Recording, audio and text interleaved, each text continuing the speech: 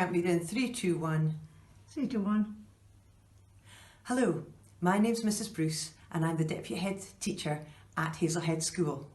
Today I'm going to be talking about reading. Reading is a skill that unlocks many different areas of the curriculum. At Hazelhead, we want to build a love of reading so that it becomes a lifelong skill. These short videos will give you an insight into how we teach reading at Hazelhead.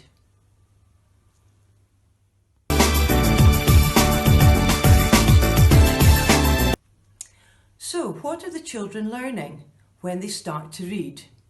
Well, they're realising that there are differences between the words and the pictures.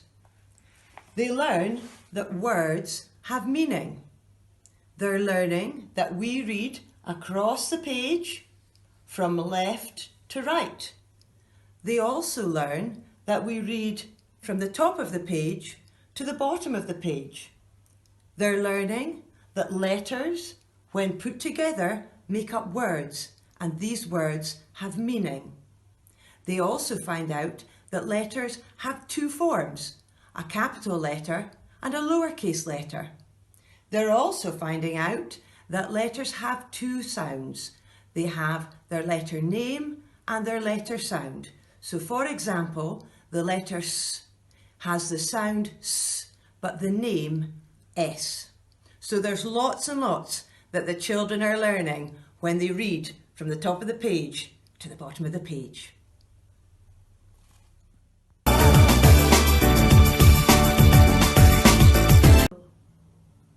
So, your child's been reading on a level. All the books are coloured levels, so they start on either lilac or pink, and they move through the pink levels to the red levels to the yellow levels and so on. All the books are book banded.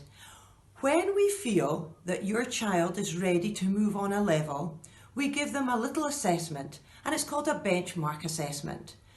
What we're looking for in this assessment is that the child can read at that level independently, and there are 3 parts to the assessment. The child reads a book independently and has to retell the story. Then the child reads the story out loud to see that we've got the majority of the vocabulary there. Then there are comprehension questions. Now what happens is that we are reading and teaching the children how to read in school, and when they do their reading, they do the read through with the teacher, the choral read with the teacher, and a parent share when they read with a partner. And I'll talk about parent share in a little minute. Now, when they get home to you, hopefully they take out their reading book and they have no problems at all reading that back to you. So often parents then say, my child really isn't being stretched by reading. Well, at school, obviously we are putting in all the foundations so that when they come home to you, reading should be a happy and easy time for you.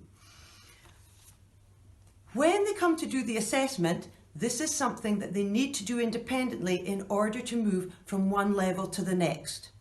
The child has to be able to retell, say the words out loud, and answer the comprehension question in order to move on. If you have any concerns about your child's reading, then my advice would be to catch the teacher, send a message on Google Classroom or email the school, and we will get back to you. But please don't worry, the teacher, if they had any concerns, would probably be in contact with you first.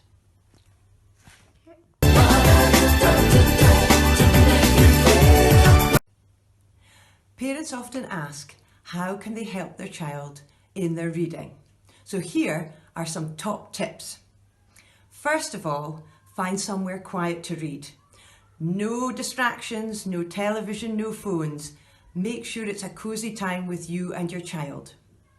Make reading an enjoyable time. If they're not in the humour, come back to it another time. Talk about the pictures and talk about the characters and ask questions. Share different types of books.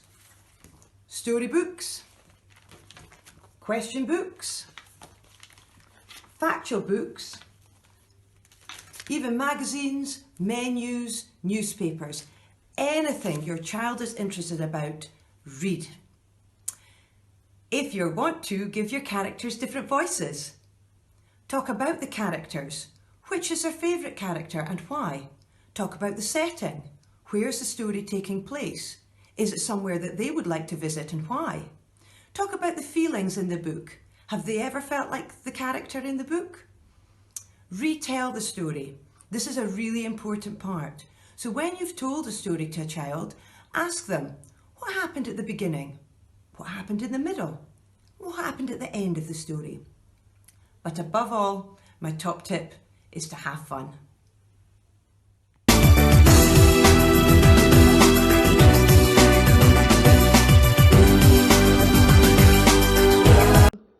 Right, hi everyone, I'm Miss Davidson. I'm going to speak to you a little bit about the numeracy in Primary 1, just to give you an idea of what the children are doing when they're at school.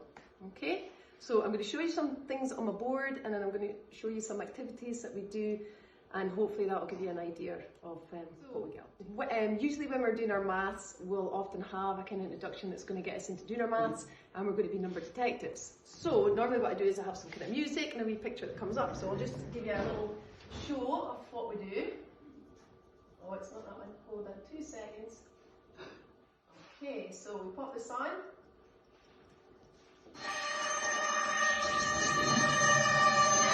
And we get our binoculars out. And we start looking for numbers. Okay. So when we're introducing the numbers in Primary 1, we always start off with a little story. And here we've got Spotty 7, but we've also had Greedy 0, Penguin 1, all the way up to Snappy 6. So we have a little story, and in the little story, there are lots of things that happen with that number. And as you can see on the front of the wee picture, there's lots of things to do with 7, like the 7 wee spots and the 7 little birds. So that's our little number stories that we would use as well. And that's usually at the beginning once we're getting to know our numbers. We'd also do a little bit of formation, so we would put our fingers high in the sky and then we would practice going along and down as well. Okay. One of the most important things that we use in Primary 1 is this. This is Numicon. You can get little homework packs from Amazon that are super. If that would be any use to use at home, I would always recommend get a little pack of Numicon if you can, even a little Christmas gift or a little birthday gift. It's super. Children can feel the numbers, see the numbers, and you get a really good understanding of it. We use it on our number line. I'll just grab that quick. Here as well. So when we're practicing our numbers to 10, this is what we would use. So the children can see the word 1, they can see the number 1, and they can also see the amount 1. And they can see all the amounts and all the numbers all the way up to 10. And that's particularly important because when you're first learning about numbers, like your children are in Primary 1, they need to be able to start off with concrete material that they can really get their hands on. And if they can get their hands on this and they can feel it, they're going to get a better understanding of number. Then, once they can feel it, they can move on to the pictures as a pictorial part to get the understanding. And then last, they get the abstract shape of the actual number. So that's why this is really, really important to start with. And we would use this a lot. Okay. We also use little lollipop sticks, again, with different amounts. The amounts look maybe a little bit different, but as you'll see here, the number 7 here actually looks the same as the number 7 Numicon there. So there's lots of familiar shapes, but we also learned that 7 can look very different as well. So we match our lollipop sticks up with the number, the children would look for the number, and then they would match it up. I need more practice at this. Okay, so matching numbers, matching amounts. We'd also use little pipe cleaners as well for counting and also for number formation and practicing making our numbers. There's a wee number 8.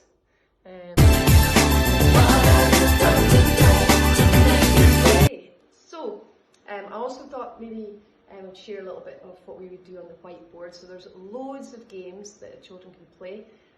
The Top Marks website is excellent. There's lots of counting games, adding games, and all sorts of mathematical games there. There's also literacy games as well, and it's well worth checking out. So one of the games that we have here, which is really good, is the counting game. It's the Under the Sea one. The children really like this. Now, we can play this with children coming up individually to pop their answer on, or the children can be sitting with their whiteboards, so they're doing it and they're looking themselves, and they can count it, and then they can write their answer, and then we would say, on three, show me, and then they can show. So they've all taken part, even though they're maybe not the one person that goes up to press the button. So this is a super one. You can have it up to 5 or you can have it up to 10. You can see there, it's kind of cute. They love it when the diver comes up. And then it goes on to another one. Now, also, the good thing with this game is you can look at the amounts here. We can see that how many is there altogether? It looks like there's 6 altogether. But at the same time, as well as there being 6 altogether, you can ask the children, okay, well, we see there's 6 seahorses, let's count it. And when we're counting, we would make sure we count really slowly and very carefully. 1, 2, 3, 4, 5, 6. That's really important that they do it slowly so they can be accurate. Otherwise, it might be 1, 2, 3, 4, 5, 6, 7. And actually, there was not 7 seahorses there. We have to make sure that we are doing this right, okay? So as well as there being 6, we can also see that there's hidden numbers here. So if we look at the top part, we can see that there's 3, and then we can see also that there's 1, and then we can also see that there's 2. So that means 3, add 1, add 2 is 6. So we're looking at the groups of numbers within one large number. We can also see that 3, add 3 is 6, which is some of our doubles when we're doing our doubling as well. Okay, I'll show you another thing. So also we would use Education City, which is a super site. There's loads of games and different teaching tools and things like that. So if we press start. Stig and Manu are playing a board game. Okay. Can you help them spot the dots on the die? So, how many dots can you see? Okay, so the dots disappear. So this is a little estimation game. So it shows the amount just for a short time. And again, using their whiteboard, the children would look and they would take they would do an estimation, which to them would be like a sensible guess, which is a good way of explaining it to them. So they would take their little guess, they've got a choice of numbers, they would write their wee number down there, 1, 3, show me, and they would show their number. Then we'd choose somebody who would come up. I can't actually remember what was on there already. Oh, it was 3. Well right. done. So, do the job a little bit. 1, 2, and then it counts through as well. 3 dots Great. on the die. So, it gets trickier and it can How go up to all many levels. dots can you see? Okay, so we've got a couple of other little activities. We've got little numbers counting cups here, where we would take little counters and we would count them into the different cups to see if we can match the counter number with the number on the side of the cup. So we would count in the right numbers, and there's a selection of numbers up to 10 there. Okay, also doing formation, we would be writing our numbers on our whiteboard, but we can also do some cool things outside. We can use our leaves to make the different numbers. We can also use sticks and stones, and we can also do a little bit of water painting on the stones outside. The children like doing that. I hope that's given you an idea of numeracy in Primary 1. And I hope that now you'll maybe be able to talk to your children a little bit more about what they've been doing, maybe ask them about the Numicon, or ask them about matching amounts to their numbers, and you could have a go at using the different language, like what number comes before and after and next, and really all the things that you probably do at home will all help your children with their maths as well. But if you have any more questions or anything like that, you can always ask the teachers.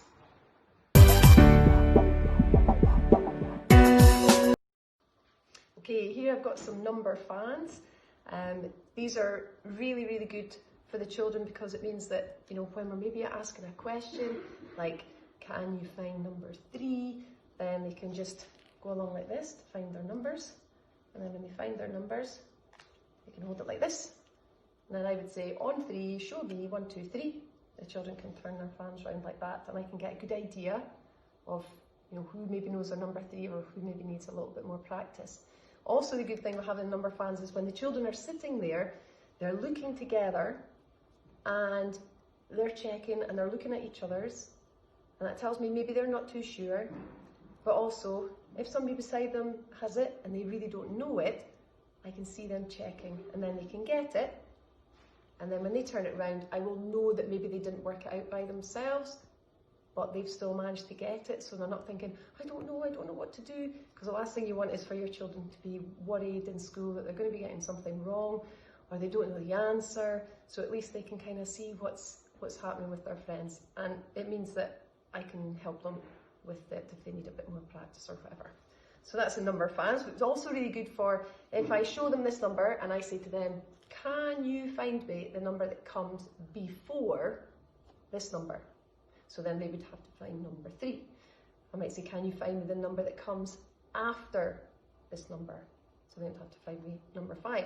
I may also show them 2 numbers.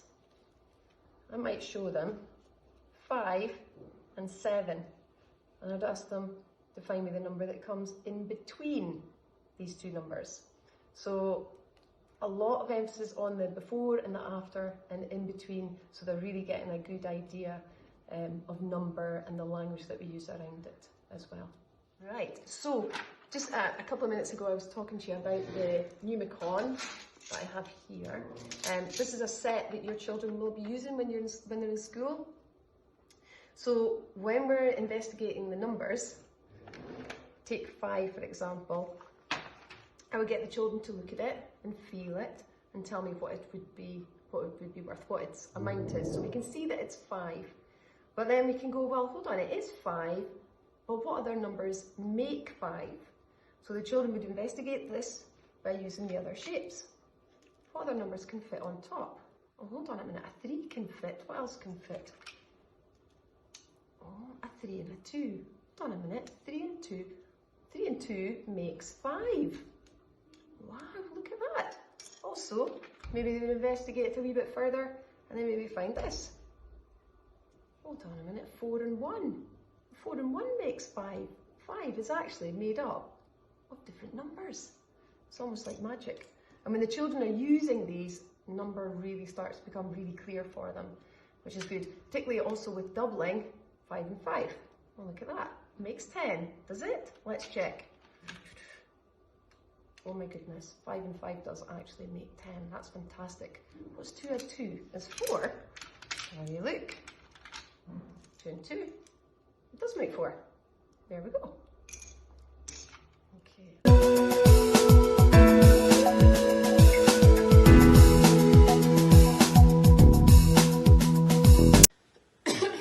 Okay, so when the children are playing, we like to normally have some activities up for them to use. So we will have some things for strengthening their hands. For example, we have over here some things to help them practice pincing, and this will be the 3-finger gesture that they do when they are writing, and these will help to strengthen their fingers. So for example, I have some pom-poms, and with the tweezers here they can pick up the pom-poms one by one. There's a number in the inside of this cupcake case and they will count 1, 2, 3, 4, and once they've done that they can move on to the next number. We also have things like this colander, and inside there are pipe cleaners, and again these are really good for helping them to practice pincing their fingers just like they would with a pencil, and feeding them through the colander just like this. There's also a lot of things like interlocking cubes or Lego. These are really great, a lot of people will have them at home and the children love to build things with these, and again these are really good because they're quite small and help the children to practice pincing all of the shapes.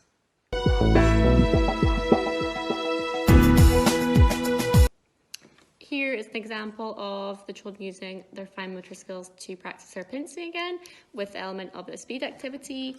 You can do this again by themselves or in a group, a piece of paper, and then they can practice picking all of the pegs, pincing them and putting them on the paper. They can practice this and see how fast they can do it. They can do this with a friend, but this is really good for getting them to practice that pincing motion.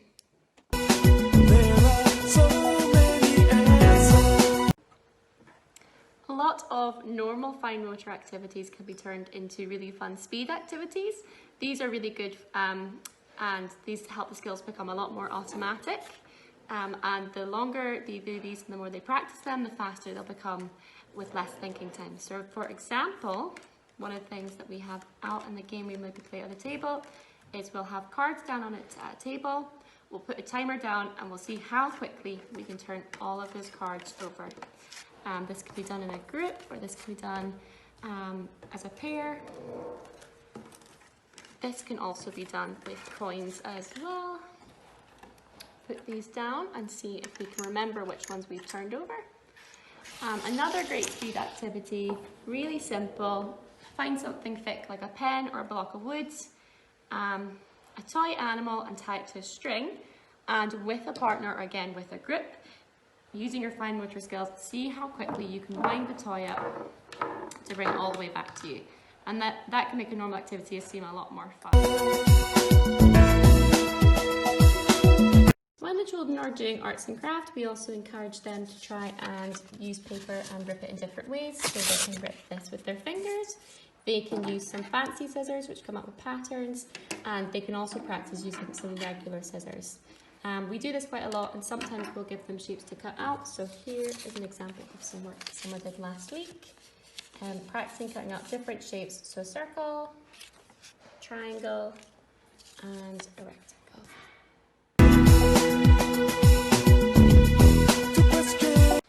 Here's some lovely examples of when the children were practicing ripping paper. We made some paper animals and we stuck them onto paper plates.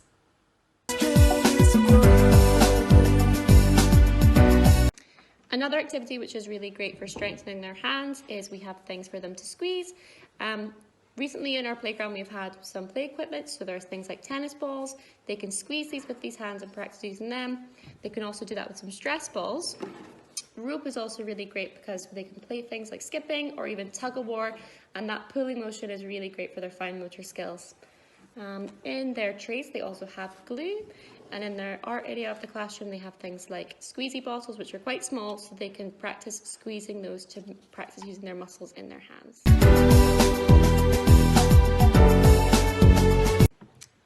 In all of our classrooms in Primary 1 there's also always a selection of different board games that they can use. Ones that use dice which are really good because they can practice rolling those. Things with counters as well. Jigsaws, so they can practice moving those, and one of my favourites, net 4, which uses counters as well. These are really good for picking up and using their eye coordination and fine motor skills. General fine motor strengthening activities include this board. With this pen, the children can use the colourful string and they can go around, they can make shapes. They can practice the sound they've been learning that week, or they can practice their numbers. This is really good just for getting them to use that tripod gripping position, as well as practice some of their things they've been learning. They can also use the thread to make some jewellery in the class. This one's really popular. Practice tying some knots as well, which we've been doing recently. And there are also a lot of threading boards. So here's an example of one we've been using recently, our sounds, and they can go over this, and this is really great for their letter formation.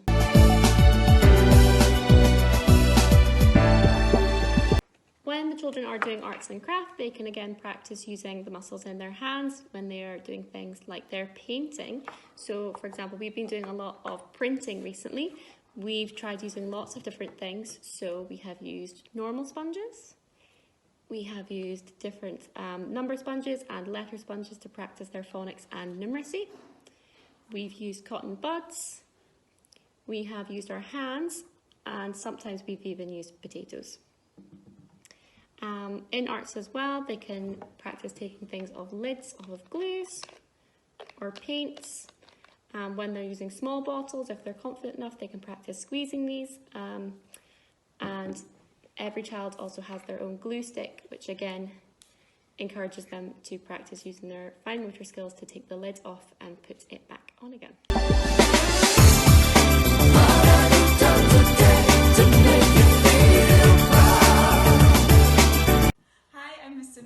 I'm going to talk to you a little bit about how we do our phonics in Primary 1. So first of all, we would start by using the interactive whiteboard, and we would look at some of the sounds that we have done in previous weeks. The children would say the sound and the action to go along with it.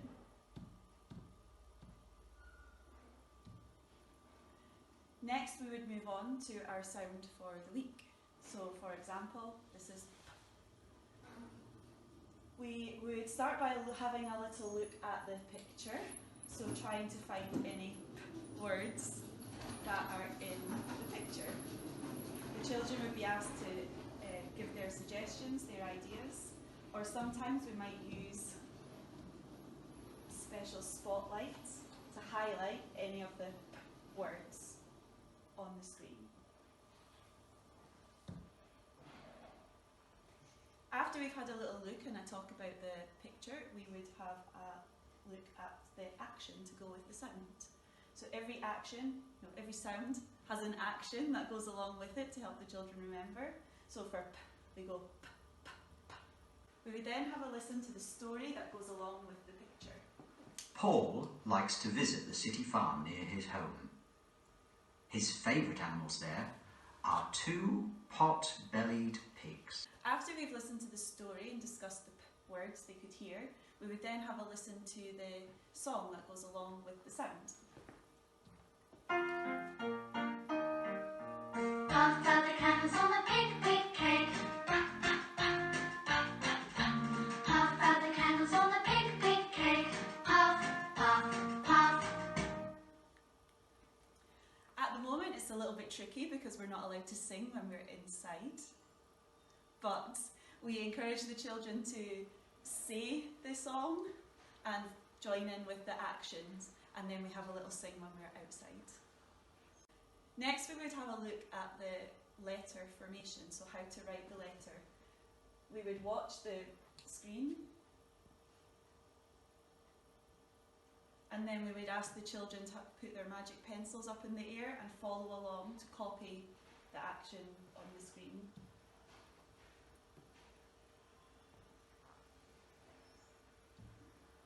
The children would then get an opportunity to come up to the board and practice writing themselves.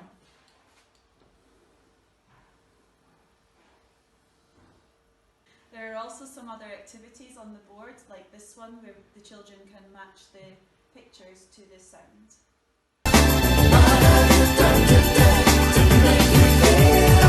We would also read some stories and listen to and sing some nursery rhymes or songs that link to the sound that we are doing.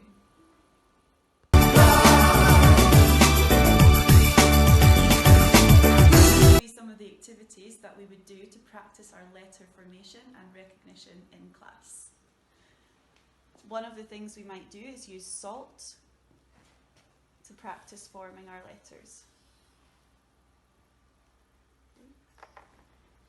We might also use some Play-Doh to practice writing our letters.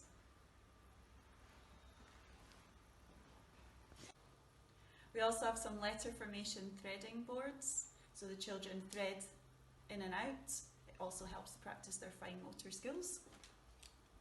We might also use chalk, either inside or outside, for them to practice writing their letters.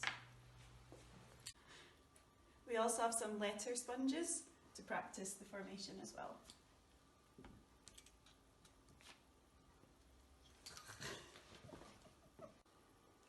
We also might set up little activities like this, where the children have to recognise the different sounds and match them to pictures, or find the letter in their words and sort the letters into different groups. So for example, T.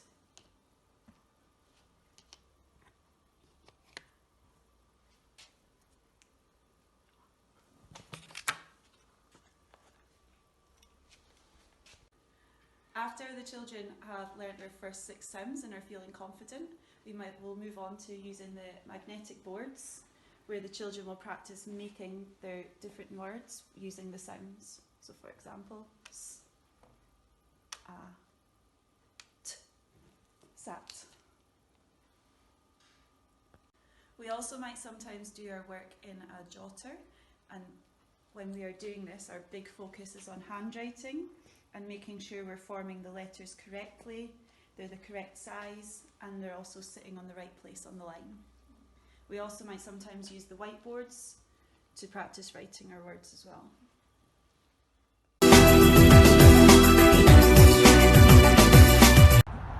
Hello and welcome to the Messy Garden. I'm just going to talk to you a little bit about what your children get up to in the Messy Garden and the learning that happens down here, and also give you a little bit of a tour.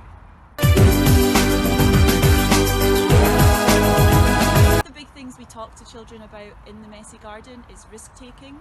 We ask them to identify possible risks and then how we can keep ourselves and their friends safe when they're down here playing. In the Messy Garden there's also lots of opportunities for children to be creative, to use their imagination. There's a lot of opportunities for problem solving and for developing their communication, their social skills. Lots of opportunities for teamwork, and also it's a great environment for them to learn all about nature and about how to care for nature and wildlife. So one of the things children like to do in the Messy Garden is climb trees. We have lots of different sizes of trees, so for all different levels of confidence. So we can start off with quite small trees and move on to some bigger trees that they can climb quite high.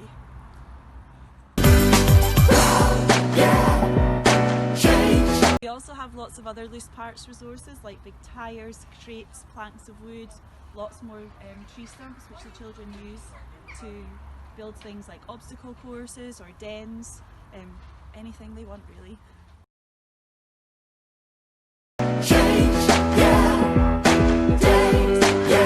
That we bring down to the Messy Garden, things like tarpaulins for the children to use, so they often use these to build and make dens or little houses that they then use for their role play.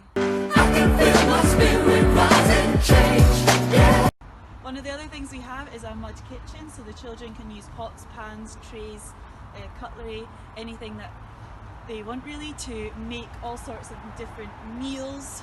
They sometimes then will role play, they'll make a table and chairs and serve their food to their guests. So we have a large grassy area in our Messy Garden which the children like to use to play games with their friends. They often play games like Duck Duck Goose or running racing games here.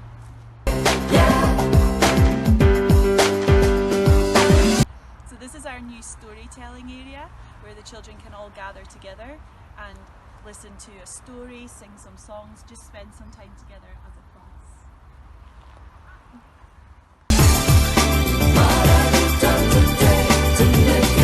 We have lots of areas of the Messy Garden that can get quite messy and quite muddy, which is why we ask that children come with wellies on the day they are going to Messy Garden.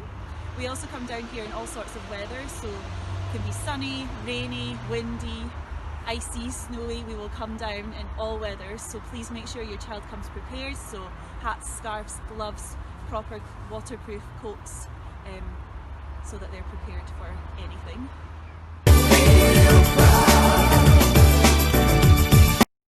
So in the Messy Garden there's also lots of opportunities to develop literacy, numeracy and health. So literacy, we've got a lot of talking, a lot of communication going on. They create their stories through their role play. There's also the alphabet here that a lot of them like to look at and recognise their sounds or make their sounds with leaves, stones, sticks, anything that they can find. For numeracy we do a lot of measurement in the Messy Garden, so we talk about how tall trees are, how short things are. We do a lot of comparing, so comparing different lengths of sticks or different sizes of leaves. There's also opportunities for learning about estimation, so estimating the height or the length of things or the weight of some of the objects. Lots of opportunities for counting the different objects that they see or they find. We also sometimes do some data handling in the Messy Garden, collecting different things, how many of each thing can we find. So for health and well-being, there's lots of opportunities for them to develop new friendships by working together in teams down here. We also can develop their gross motor skills through the climbing, lifting, running, jumping, and it's just good for them to be outdoors and be outside.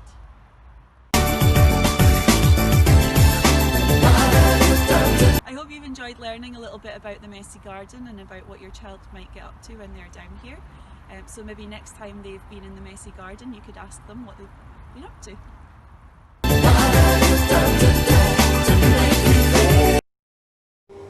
Hi, I'm Steph, the cook in charge here at Hazelhead Primary. The kids call me Steph the Chef. It just seems to be a name that's stuck over the years, so that's my nickname. I'm just going to talk a little bit about school lunches. It's a shame this year that, you know, the Primary 1 parents didn't actually get to come with the children. That's normally quite a good experience for you to have with the kids, to see where they're having lunch and everything, but obviously with the pandemic it wasn't able to happen. The children are settling in really well having school lunches, so they're doing really well with that. And if I had a tip to give you, the only thing I would say is maybe go over the menu with the children each evening or a week ahead, just to see if there's days that they maybe don't like anything, because a packed lunch might be better for them. It's just so every child's having something that they enjoy to eat rather than maybe something they would prefer not to have. Because you guys didn't get to see inside the school, and for some of you, you've maybe not seen the dining hall, I'm also going to make a video to give you a tour of where the children have their lunch, and you can see exactly how they get on. But yeah, the kids are doing great with their lunches and they're a really great bunch, and you can tell that they all enjoy their food too, which is great. So thanks for that. Bye.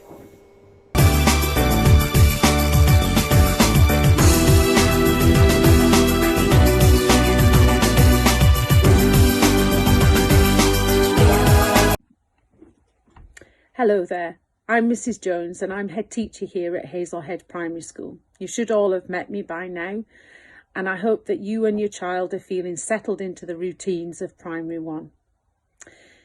This little video is put together in our current circumstances to try and share a little bit more information with you about the curriculum, and my task is just to really share a few suggestions of how you might be able to help your child here with their learning.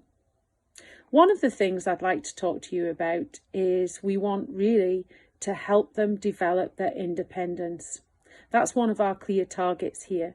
We need them to be independent. That's why they come to school, so they can learn new things to do for themselves.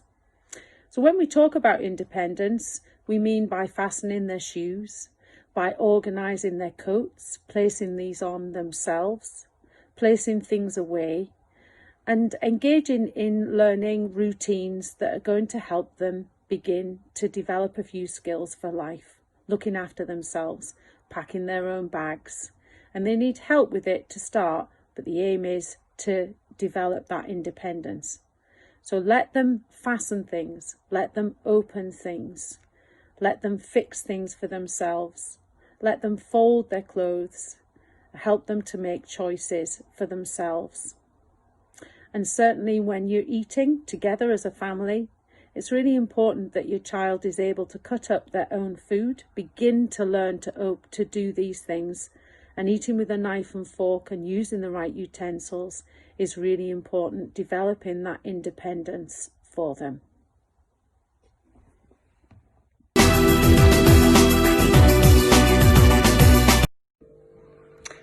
Another way you can help your child is to give them uninterrupted time. Budget some time to spend with them and focus on them. Your undivided attention is what they crave. And if you might find if you lose the phone, if you listen, they will listen to you. Show them that kindness, show them your love, and make sure you give them your time.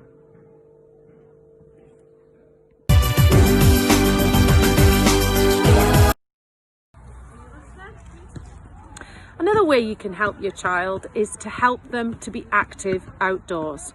We're incredibly lucky here at Hazelhead that we live very close to a park that is full of lots of outdoor areas. We've got beautiful parklands, we've got nice gardens, we've got walks, we've got trails, we've got foot golf. There's lots of places for the children to enjoy themselves and meet up with people. There's runs you can do, walks, cycles, but taking regular exercise is a very important part of the curriculum, showing them that it's important to be active. So sometimes we've got to be a role model ourselves, but the great fun is that you often find that children talk when they're walking with you in the outdoors. And here at the school, we want to encourage them to be as active and use the outdoors as much as possible. So again, we do encourage you, how you can help them is walking to school and thinking about chatting as you're moving along, checking in with them about how they're feeling and talking along the way. The outdoors is a wonderful place, and we're really lucky here in Hazelhead that we're so close to lots of free space that you can use. Enjoy it.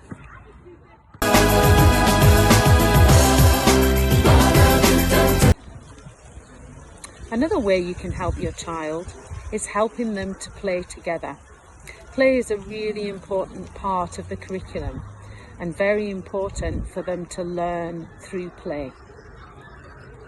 When they come to school, they'll talk to you about friends, they'll talk to you about making new friends, and sometimes they'll talk about falling out. But it's really important as parents we help them to see the good and see the positive. And when things perhaps don't go quite to plan, we talk to them about how they can sort that out and help them when they need it. We talk positively about playing with people, and remember that they look to see how you are to know what the right things are to do. So how we talk about friends and how we mix with people is a really important lesson for us to think about how children watch and learn through the role model we are as friends. When they're playing, it's really important that we talk about fun. So help them to play together and don't forget to play with them.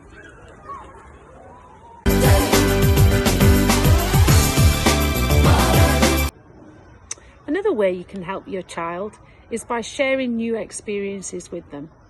It's lovely to read together with your child, perhaps try cooking with them, talking about the ingredients that's going into the food that they're making, and visit places, perhaps sew with them, perhaps do craft with them, and talking with family members, relaxing, watching TV together, singing, having fun, dancing. Really important at times to enjoy your child and talk about sharing new experiences with them, new things that you've done.